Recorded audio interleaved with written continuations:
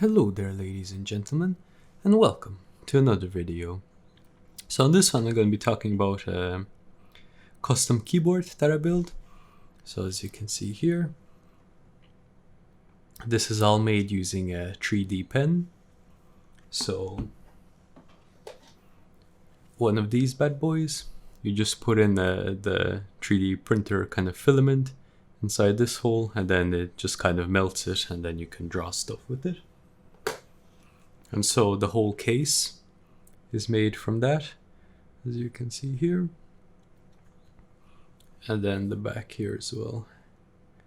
So that's how it looks like from the back. So we're using a Arduino Pro Micro. So first of all, you might be wondering, is this even usable?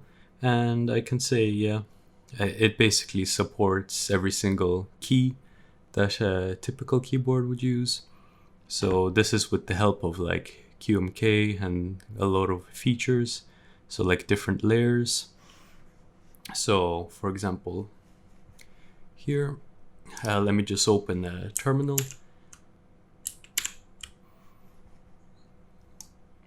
Alright, so this is just something where I can type stuff.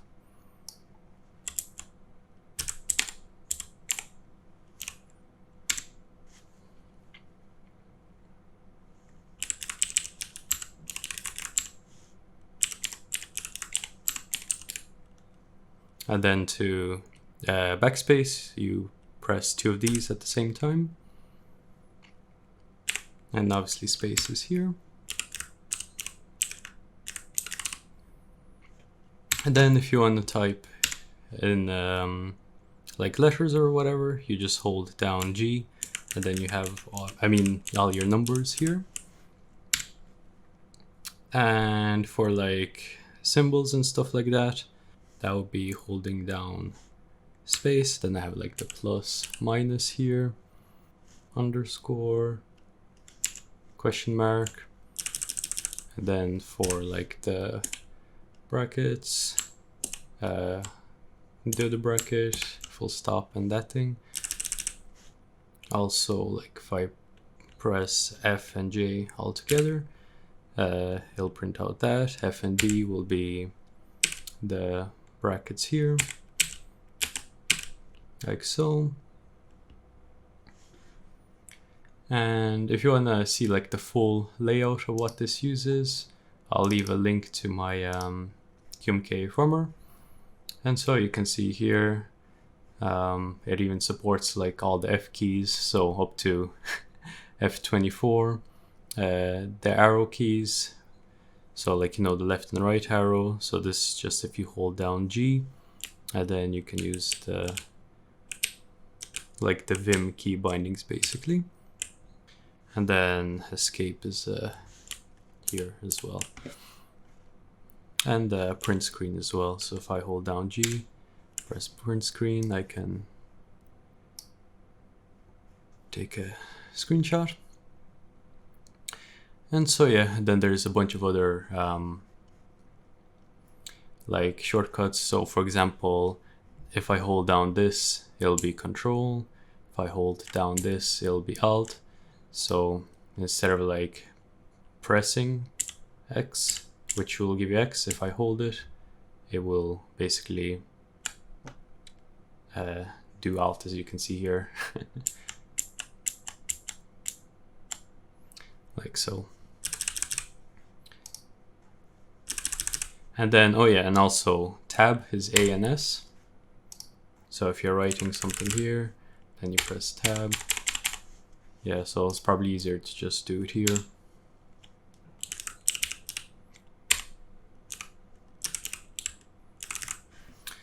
So yeah, that's basically the key layout or whatever. So next I'm going to talk about is how I actually built the thing. So I'm just going to follow this guide here. Well, this is the guide I wrote. So here's all the parts list. So you'll need an Arduino Pro Micro. I think I'll be able to keep on this camera here. And if I just Alright, yeah, that's not too bad. Yeah, so anyway, you need a Arduino Pro Micro. They're the cheapest. They're only like, I don't know, €7, something like that. In my build, I used Box Navy and Cherry MX Blue switches. I would have rather used a full box or a full Box Navy keyboard, but I ran out of them, so I filled the rest with MX Blue switches. So the top row and these 4 buttons are Box Navy, and then the rest are Cherry MX Blue. You'll need 30 small diodes because you need to solder a diode on each key. Diode looks like this. These are actually quite big ones. I used the smaller ones, but I ran out, so I can't really show you them. But basically, the smallest diode you can find, use it. And then you'll need some random wires for connecting the switches together. I just have like this kind of assortment here. So this is normally what you get if you buy like a Arduino kit. So yeah, I just like cut them up and just solder them on. It's also handy because if I ever wanted to remove this Arduino Pro Micro, I can just like pull all these pins out and obviously like melt the hot glue or whatever. So that way I don't have to like desolder everything. So yeah, and then you'll need solder and soldering iron to solder this stuff, 3D pen and filament, and then a printer to print out blueprints. So yeah, this is handy. So I recommend printing your layout out. I drew this up in FreeCAD. You might have some problem with printing it, so I recommend actually in FreeCAD putting a measurement up here, and then you can measure it with a ruler to make sure it's actually 190 millimeters. So yeah, this is the dimensions of keyboard basically. So from here to here it's 190, and then just a little bit out to the side here.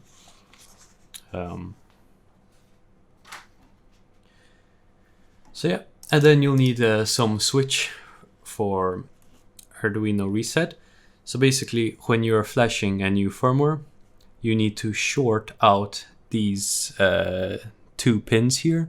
The pins are ground, or no, yeah, the pins are ground and reset pin. So I just hooked up an old mouse button. So I just salvaged this from like an old mouse, then just hot glued it to the side of the case, then wired it up here. So it's like nice and handy. So you'll need to reset the keyboard every time you want to flash the new firmware. And I'll cover the firmware in a different video. So how to like set it up properly and stuff like that. I'll quickly go over it in this video.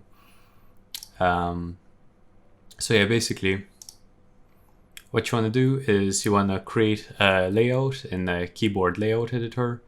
So just I just created this. It doesn't need to be accurate because you can change this all up later, but as long as you have like the right number of keys. So here, for example, I have like 10 by 3, so 30 keys. And then what you want to do is go into raw data, kind of clean it up a little bit if you want. So I'll just copy that. And then you want to go into KB firmware builder and then just paste your layout there. And as you can see, this is how it looks like. Now this diode direction is kind of important, so I'll touch on that later. Yeah, so I suppose I'll go through the build, and then when this comes up, I'll continue on with that. So yeah, like I said, I printed off that. So and then when I'm using the 3D pen, I just kind of like trace in between all these holes, like so. And then here I did like around maybe 2 layers, 3 layers. So that's like, you know, fairly strong. And then when you flip it over, it's quite flat. So this will be the side where you actually like stick the switches on. So if you can actually see here, there's like a small kind of gap here, and it's all like flat surface underneath. So yeah, then I just decided to extend this wrist rest, because, well, like, so that's like, you know, kind of nice and handy, because otherwise it'll be kind of flat and not really comfortable to type on. But this is quite comfortable to type on, since you can like rest your fingers here. So yeah, it's pretty nice. And then this is just how it looks like from the back, and then how it looks like with more layers onto it. And then, so yeah, I stuck all the switches onto the flat side. So you can see here, these are the box navies that I was talking about, and then the rest of these are the Cherry MX blues. That's how they look like from the top. And then I just put in some keycaps. So I rearranged it like this because you'll probably see that I'm used to split keyboards, and obviously I use this keyboard for work and everything. This one's just kind of like more for fun. Like if I'm not doing anything too serious, if I'm just like browsing YouTube or whatever, I just use this. So yeah, I propped it up here a little bit to show you how it looked like towards the end. And then so here, what I did was I wanted to give it like kind of a mid-profile case style or whatever. So I didn't want the buttons to be like a flat against this. I wanted there to be kind of like a small lip, because I don't really want to see the switches, if you know what I mean. I just want to see the keycaps.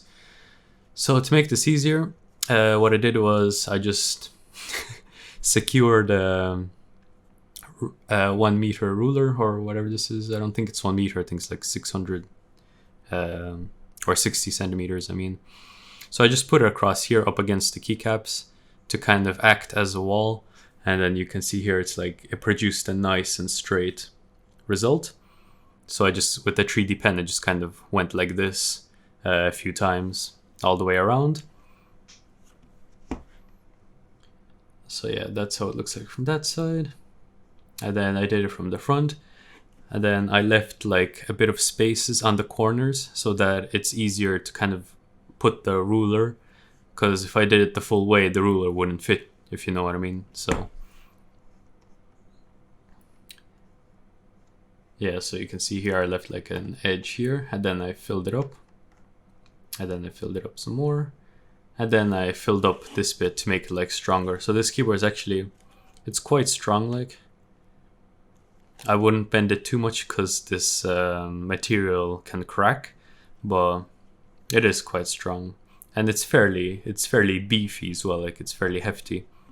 So there's probably no need for like a brass plate for this one, since the material is kind of like layered on nice and thick. So overall, I think this is like 4 layers of just kind of scribbling.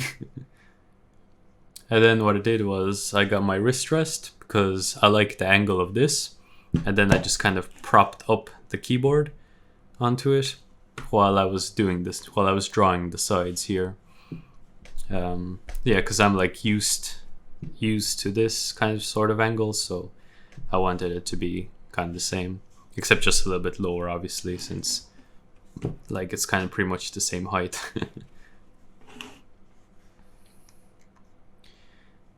And yeah, so I did the 2 sides here, you can see. And then I did the back. So the back I actually did separately. So I just kind of roughly measured it out and then kind of drew it out, and then just stuck it on with the 3D pen material. And then I finished off the corners by filling them in. So that's how it looks like. Yeah, the 3D pen kind of leaves a good bit of a mess around the place, but a shirt is grand. So then I was thinking of a good place to put this microcontroller. Initially I was thinking of doing it like on the side, so it would have been sticking out here. But then eventually at the end I just kind of put it in the middle, since I think that looks way nicer. And it's like out of the way and everything. And then here I also plan to add LEDs in the future. They're actually coming in from China now, so they'll probably get here next year. So yeah, I'll add like a nice, I don't know, 3 LED strips here, kind of like for underglow lighting pretty much. So it should shine through this since it's not really like super thick. You can probably, like if I grab my phone and I just turn on the flashlight, and then you can see it like shines through. So this will be what it'll look like with LEDs. But obviously the LEDs won't be as bright as the flashlight. So it'll be a little bit dimmer, which is nice. Yeah, so yeah, this is where you solder in the diode. And so yeah, this is what I was talking about earlier on. So here, when you're doing the firmware design, it asks you the diode direction. So you can either have like column to row or row to column. And if you hover over this, you'll see like column to row is marked, ends of diodes towards row, and row to column is marked end of diodes towards column. So here I am marking it towards the row. So as you can see, each column has a diode pointing up, and then they're joined together in each row basically. So if I scroll down, you'll see like a straight line of them joined going down. And if I keep on going, you'll see I complete the full keyboard. So each row has a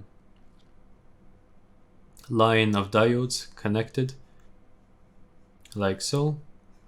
And so this is what it means by column to row. And then row to column would be the other way around basically. So you would have basically these diodes, instead of them connecting like this, they will be connected down, connected down, connected down. So like this way, it's just a little bit easier to keep track of. So that's why I did it that way. But yeah, it doesn't really matter too much how you did it, as long as you like specify it here, basically. So yeah, next kind of part of this is the pins. So yeah, I'll talk about this a little bit later on. So yeah, here's just another view of them done. And then what I did after that is I covered up the connections here with tape, because the plan here is to wire up the columns like this, and to make it nice and tidy, they kind of will go above the tape basically. So as you can see here, they're all like soldered above the tape, so they won't be shorted out. And then I put more tape on top of that, because I put the Arduino on top of here, so don't want anything to be shorted. And so here, what you want to do is you want to wire up each row. So I have 3 rows here, so 3 connections here. And then what you want to do is you want to wire up each column. So there's 10 columns here. So you only need 13 wires connected up to the Arduino for a 30 key keyboard. So yeah, that's how that looks. Wire them up like so. And here is this is where you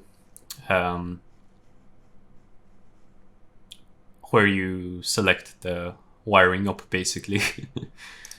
So the Arduino Pro Micro is a Atmega 32U4. You can actually search for this directly, like on eBay or whatever, if you wanna get it. So oops, eBay. I was thinking of Google for some reason. Let's see, where's eBay? Okay, eBay UK. All right, there we go. All right, let me just grab. I hate when the websites do this. They don't let you like grab the fucking thing. So you need to go inside like inspect edit to actually get the value. So annoying. So anyway, search for that.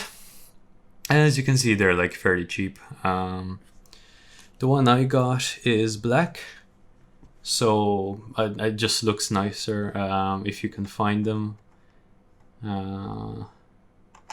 Yeah, so what you want is a 5-volt one anyway. So 5-volt and yeah, I don't know, black PCB or whatever. So let's see if that yields any results. Oh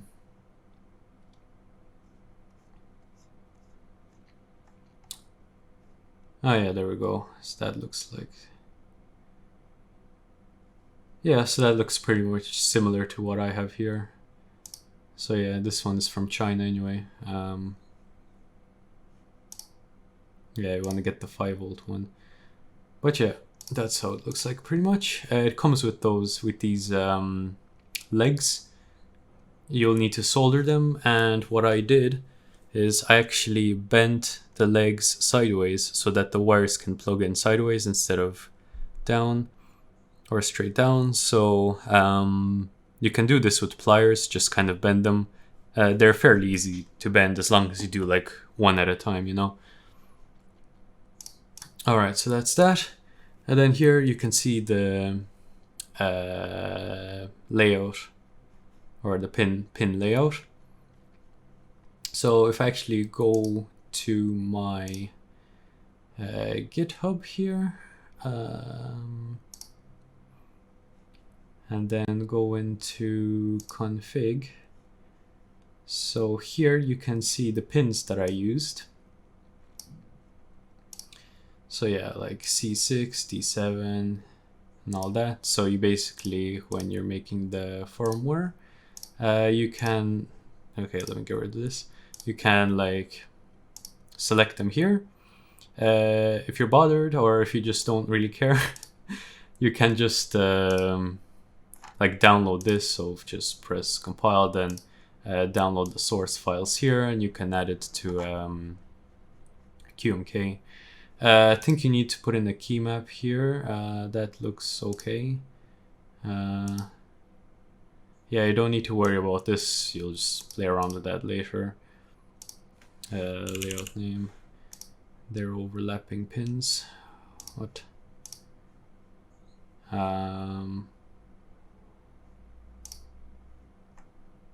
Oh, right. I see what I mean.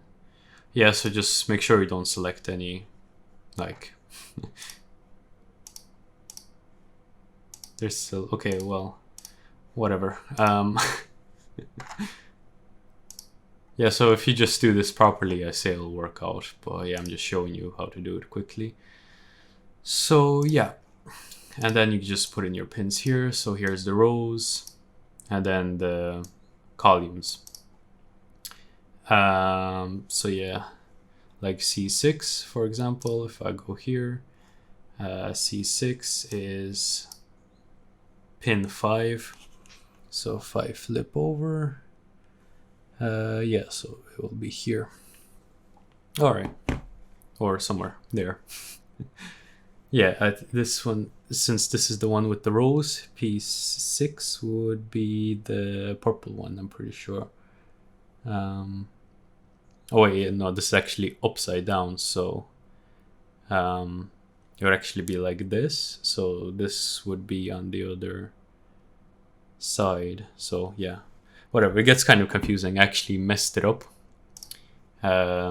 Here, as you can see, this commented outline. So basically what happened here is I put the pins backwards. So if I was pressing Q, it was typing P. If I was pressing W, it was actually typing O. So I just fucking reversed these and it was fine. Alright, and then I just secured this with hot glue. And obviously I drilled, or I melted this hole with the soldering iron. And then I kind of like covered it with more 3D pen print material or whatever. So it's like a little bit stronger. So when you're like shoving this in, it can like, you know, shove in all the way. So it's like right up against the material, so it's not like putting any pressure on the actual PCB of the Arduino. And then I just hot glued an extra switch here from a mouse. You can use like a keyboard switch as well, but I didn't really have like anything small that would fit in here, so this is why I used that. And then I added tape here, just so that it, like, if you put this keyboard on top of a laptop or something like that, it won't short out, because, you know, like laptops have like uneven surfaces. So yeah, in the future I plan to make something for the back of this, like a backboard, but for now, since I'm just using this at home, I'm not like bringing it to I don't know, to a Starbucks or anything. So yeah. And so yeah, that's kind of the build guide here. So yeah, you're gonna have a lot of fun with the firmware anyway. So yeah, if I just go into the rules MK, or actually in the key map and then rules. So here's all the stuff that I'm using. I'll just do that.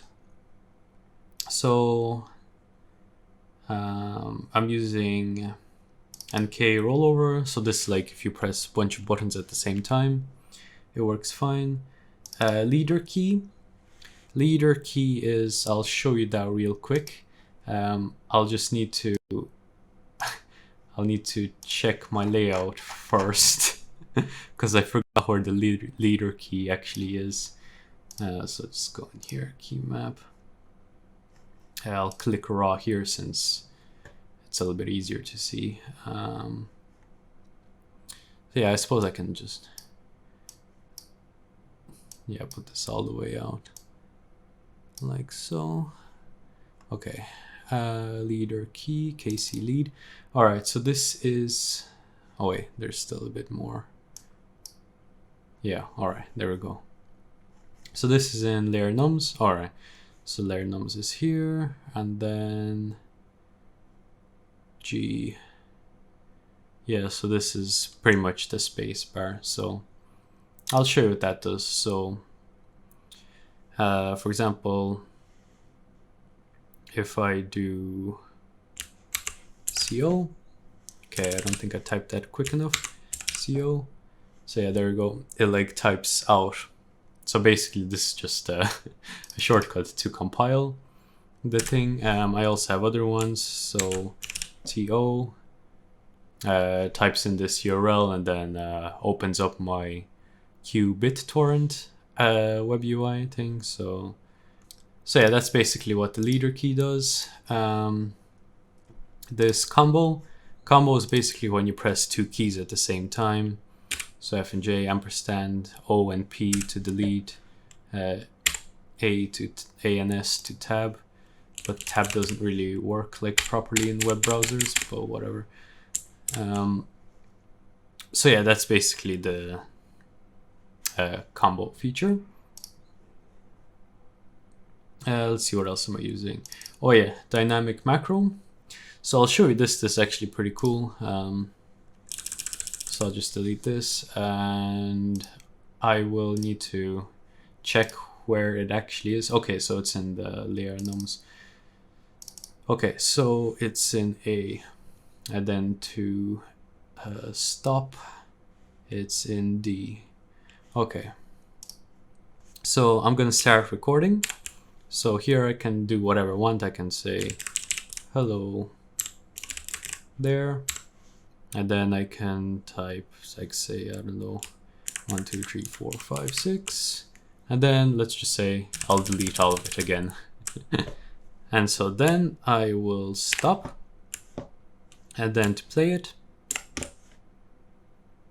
as you can see, it typed it out nicely there,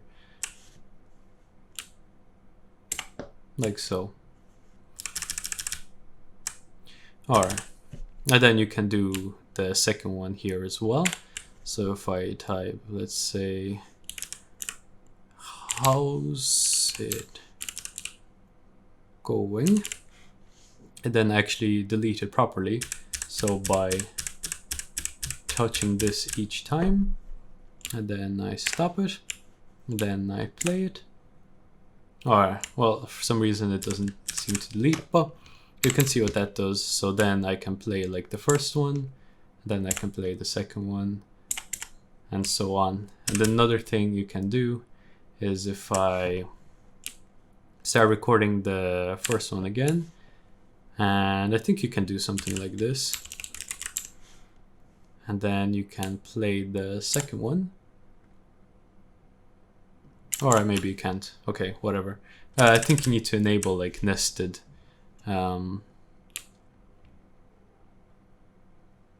nested macros for that. Yeah. Alright, so yeah, that's how that works. So yeah, that's kind of it really, apart from like the, so if you go on the actual layout, like the actual kind of like custom key codes, so like pressing left control and shift in GUI at the same time. So this is LTC. Where do I use it? Oh yeah. So yeah, this is mostly, I like all these kind of special key bindings like hyper and all that kind of stuff. I use that for mostly Linux, for kind of shortcuts on Linux. I don't know, on Windows I don't really like use too much shortcuts. Suppose like if I want to open a, okay, well it just opens it here. But yeah, if I hit like hyper F, it opens Firefox or whatever. Hyper T opens this PC and that kind of good stuff. So yeah, I might do another video later for this, like how to set up combos and all that kind of stuff. But yeah, so that's kind of this keyboard build here. So yeah, thanks for watching, and bye bye.